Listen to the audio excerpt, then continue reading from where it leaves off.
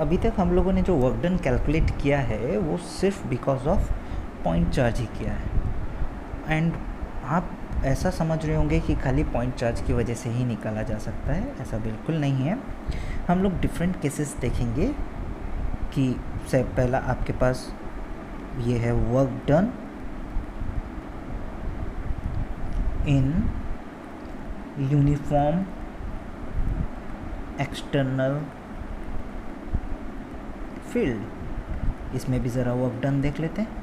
Work done कैसे निकालेंगे uniform external field में। अब यूनिफॉर्म एक्सटर्नल फील्ड आप कैसे क्रिएट कर सकते हैं, आपको ऑलरेडी पढ़ाया गया है कि अगर आपके पास यहाँ पर क्या है, एक चार्ज्ड थिन चार्ज्ड प्लेट है, चाहे चार्ज कैसा भी हो, अगर आपके पास थिन चार्ज्ड प्लेट है तो यहाँ पर इस जगह पे यूनिफॉर्म फील्ड एग्जिस्ट करती है फॉर थिन चार्ज्ड प्लेट। इस तरीके से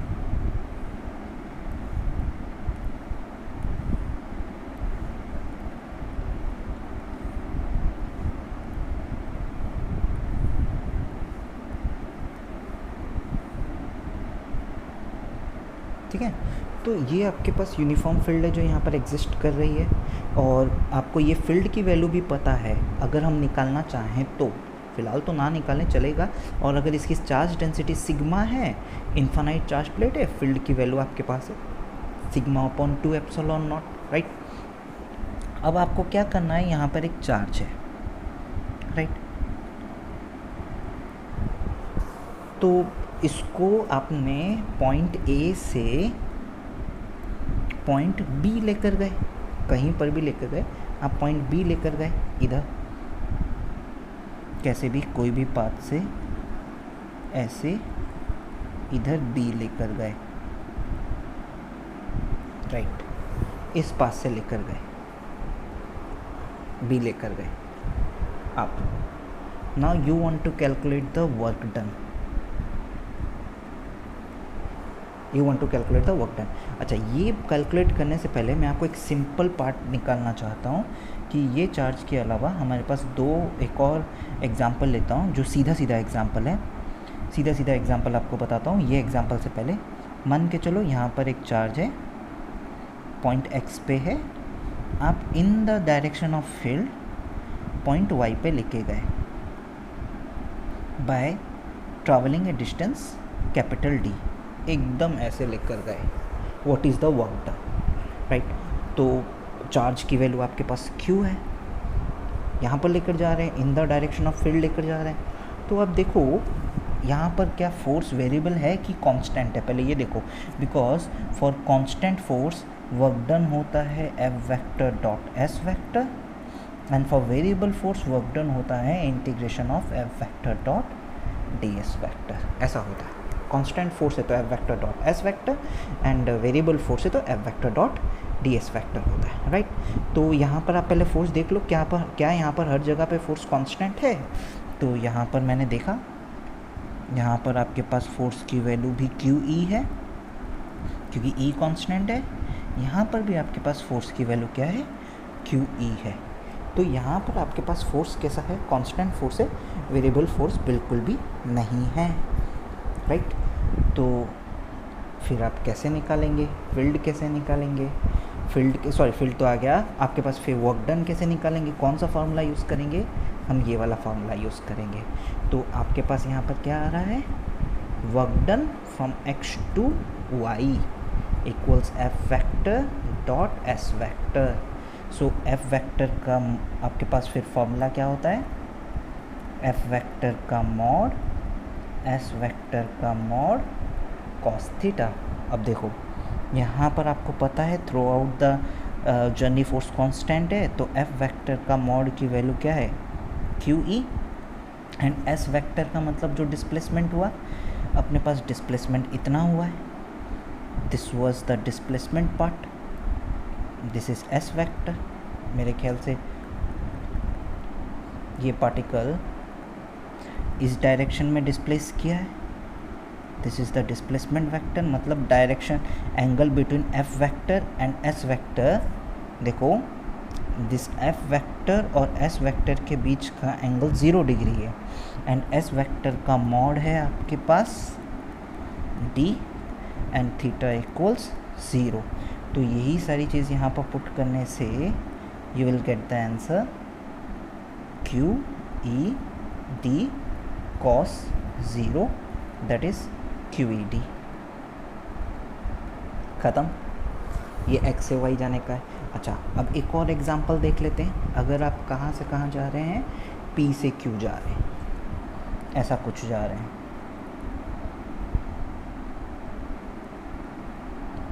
ये हो गया पी वाला पॉइंट, आप ऐसे इधर जा रहे हैं, परपेंडिकुलरली ट्रैवल कर रहे हैं इधर क्यू को,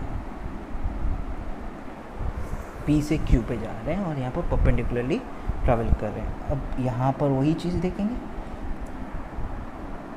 मेरे को चाहिए work done from P to Q, तो आप क्या बोलेंगे, क्योंकि क्या फोर्स कांस्टेंट है F vector dot S vector, यहाँ पर यस यूनिफॉर्म फील्ड है, तो यूनिफॉर्म फील्ड में हर जगह पे फोर्स कांस्टेंट है। यहाँ पर भी अगर ऑब्जेक्ट है तो यहाँ पर भी निकाल के देख लो एफ की वैल्यू किसके साथ बरोबर है, क्यू ई के साथ बरोबर है, फोर्स यहाँ पर भी क्या है, कांस्टेंट है, राइट। तो अब आप हर पॉइंट पे देख लो, इधर भी फोर्स लग रहा है, इधर भी फोर्स लग रहा है, एंड ये वाला पार्ट आपके पास क्या है, डिस्प्लेसमेंट है। तो आप यहाँ पर सेकंड वाले केस में आप एफ वेक्टर का मॉड देख सकते हैं, क्या है, Q E, S vector late ये डिस्टेंस को डी बोल देते हैं सेम, बट थीटा यहाँ पर देख लो 90 डिग्री है। तो जब आप यहाँ पर mod F mod S cos 90 लिखेंगे तो आगे कुछ करने का ज़रूरत नहीं है, वर्क डन क्या हो जाएगा, 0 हो जाएगा। इसका मतलब आप अगर परपेंडिकुलरली फील्ड को ट्रैवल करेंगे, right. Moral of the story यहाँ पर एक इम्पॉर्टेंट पार्ट है, इफ़ ऑब्जेक्ट या चार्ज्ड ऑब्जेक्ट या charged particle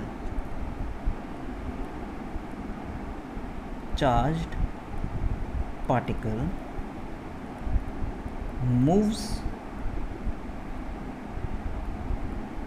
on a surface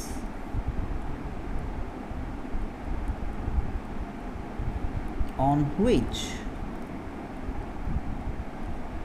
field intensity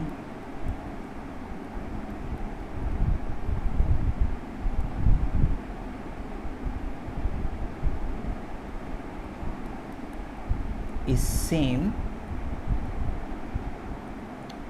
and perpendicular to the surface,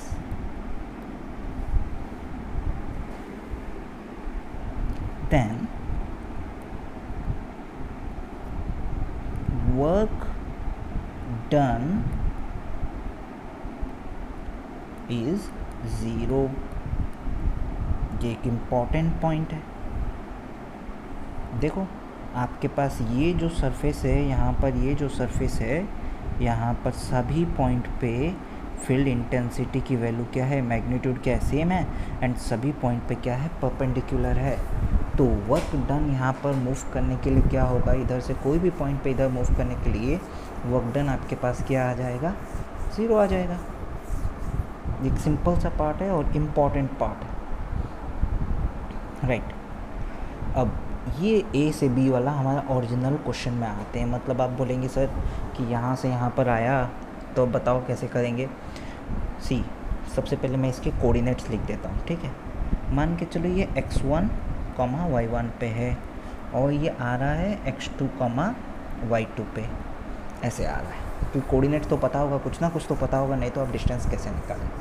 अब देखो ये आपकी मर्ज़ी है, क्योंकि work done is path independent. आप क्या कर सकते हैं, डिस्प्लेसमेंट ऐसे डायरेक्ट भी बना सकते हैं। आप बोलेंगे 2 तरीका है ऐसा करने का। आप बोलेंगे ये इधर से इधर जा रहा है, ऐसे, क्योंकि work done from A to B from this blue path is same as work done from A to B on this orange path because work done is path independent in case of Coulomb's force, right? Electrostatic force में work done path independent है, तो वो आपके पास यहाँ पर अगर blue path से जो आंसर आएगा ऑरेंज पाथ से भी वही आंसर आएगा. All you need to calculate is displacement and its direction. अगर डिस्प्लेसमेंट और डायरेक्शन निकाल दिए तो काम हो जाएगा. अब दोनों ही निकल सकता है बच्चों. कैसे निकलेगा देखो, थोड़ा सा ट्रायंगल बना लेंगे, समझेंगे. ये वाला लेंथ आपके पास क्या है, x2 माइनस x1, और ये वाला लेंथ क्या है आपके पास, y2 माइनस y1, और लेट ये डिस्टेंस d है जो आपके पास है, राइट. तो हम लोग जो थर्ड केस देख रहे हैं, work done from A to B, F vector dot S vector cos theta, sorry यहाँ पर नहीं होगा, थीटा नहीं लिखेंगे, तो आपके पास इधर होगा mod F mod S cos theta. So let's see value क्या आता है. सारी वैल्यू निकालते हैं थर्ड केस में.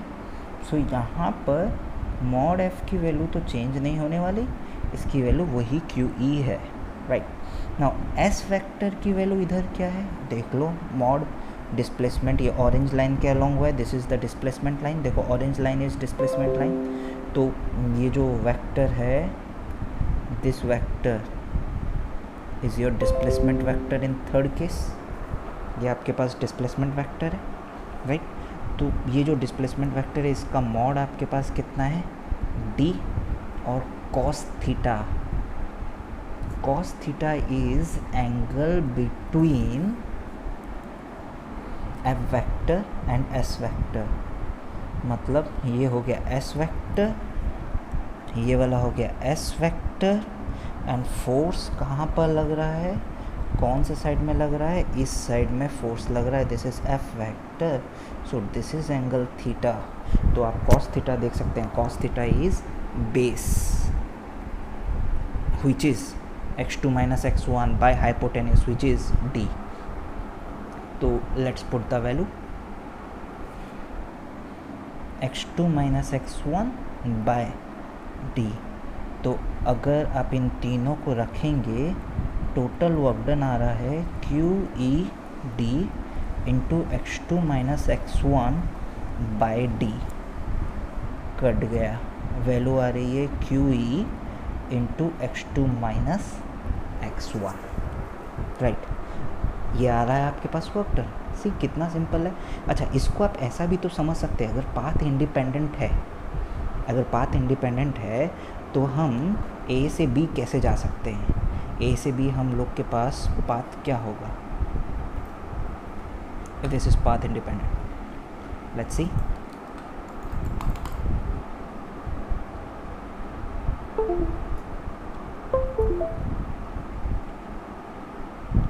So if this is path independent, let's see, just a minute. Now if this is path independent, यहाँ पर A से B तक कैसे जाएगा, along this line जा सकता है, फिर यहाँ से नीचे आ सकता है. देखो जब ये along this line जाएगा, मतलब XY वाला केस है, XY वाला केस है, XY में केस आंसर क्या आया, QED. तो यहाँ पर आंसर क्या आएगा, QE into x2 minus x1. और फिर जब यहाँ से नीचे जाएगा along दिस लाइन, तो ये तो PQ वाला केस है, परपेंडिकुलर है, तो आंसर क्या हो जाएगा, 0. तो total work done from A to B is equal to QE into x2 minus x1. आप ऐसे भी देख सकते हैं, मीन्स यहाँ पर मैंने डायरेक्ट पाथ लिया A to B.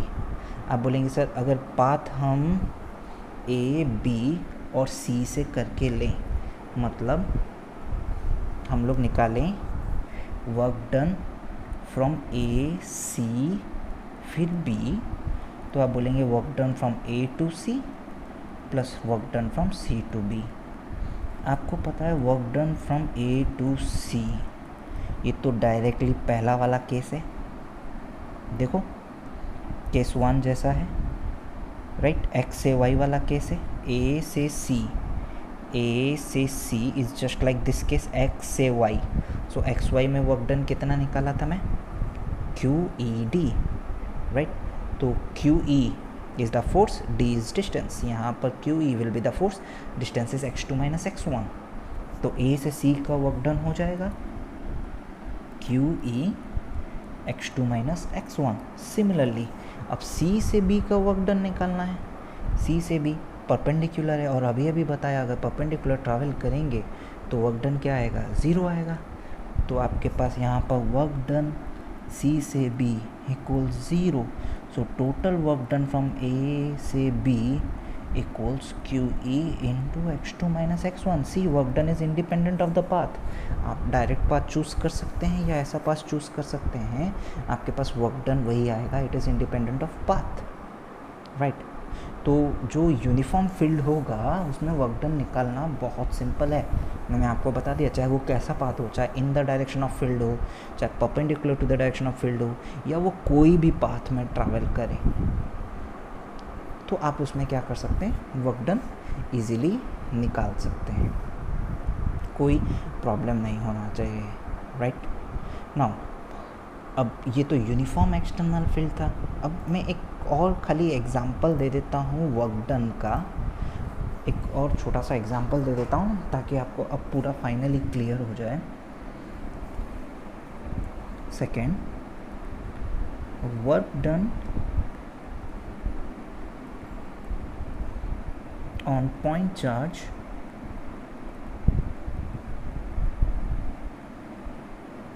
in the field of uniformly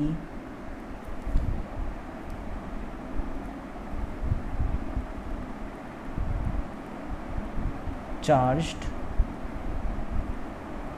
infinite wire.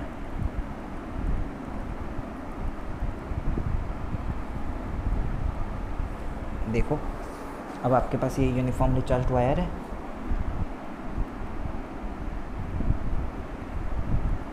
जिसकी चार्ज डेंसिटी लैम्बडा है. तो यहाँ से हमने क्या किया, आर डिस्टेंस की दूरी पे एक पॉइंट चार्ज रखा, क्यू, राइट. और इसको मूव करवाना चाहते हैं. तो ऑब्वियस सी बात है, आपको इधर फील्ड या फोर्स की वैल्यू ये पॉइंट P है. Because of uniform wire, field at point P is given by 1/4 pi epsilon not 2 lambda by R. ये हम पढ़े हैं, आर के ऊपर, डिस्टेंस के ऊपर डिपेंड कर रहा है. तो force at this charge at point P इस डायरेक्शन में है. Force at point P is given by 1/4 pi epsilon not 2 lambda by R which is E into Q ई.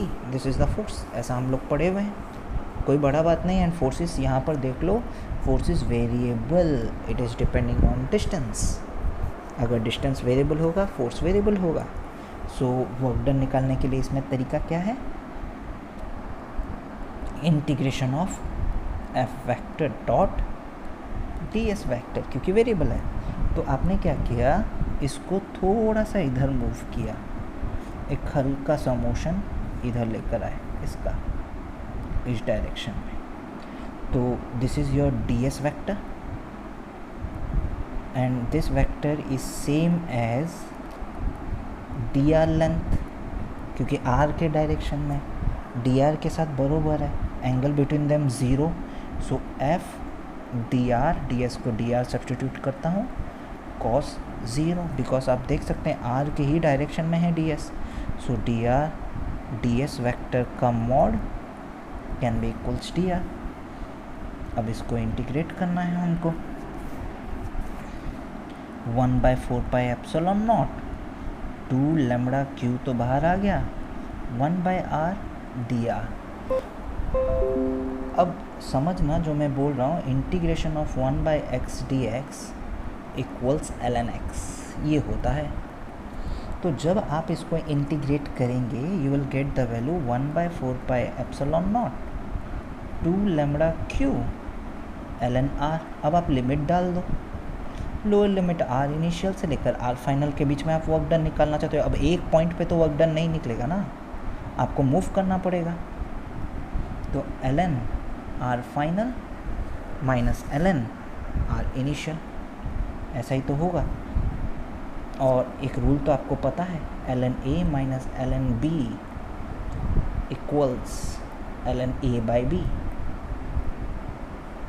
तो यही चीज़ यूज़ कर देंगे, 1/4 pi epsilon not 2 lambda Q ln R final by R initial. See कितना easy है।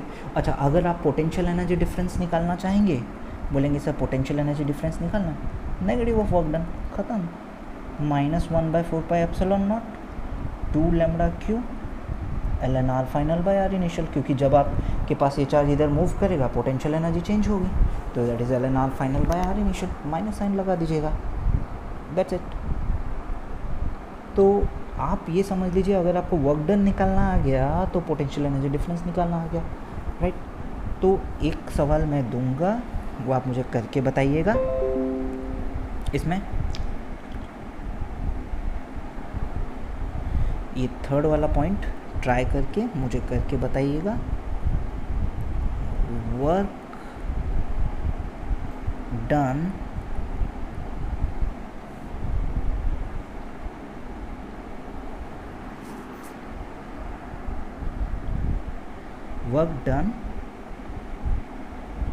in moving a point charged particle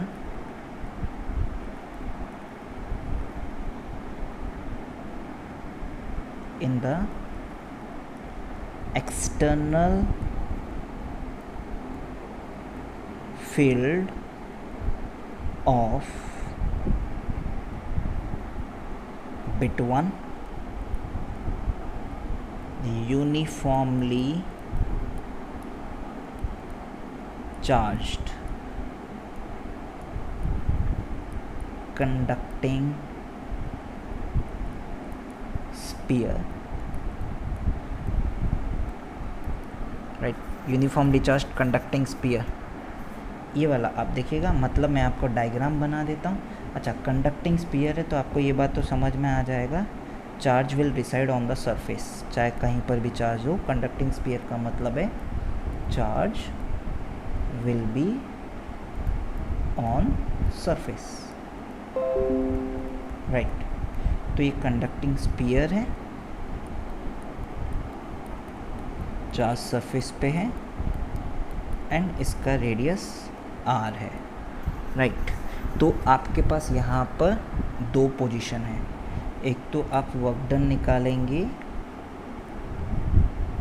from position A, RA से RB, ये Q charge है, इसका मोशन ऐसे हुआ है,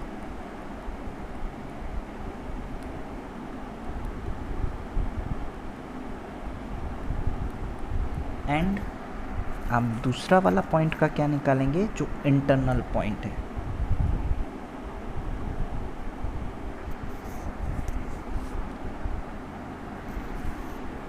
इस जगह पे हम लोग निकाल लेते हैं, चाहे आप यहाँ पर इंटरनल पॉइंट आप यहाँ पर बोलेंगे from the surface, let this point be x, या सरफेस नहीं लेते हैं, अंदर वाला पॉइंट ले लेते हैं कोई भी,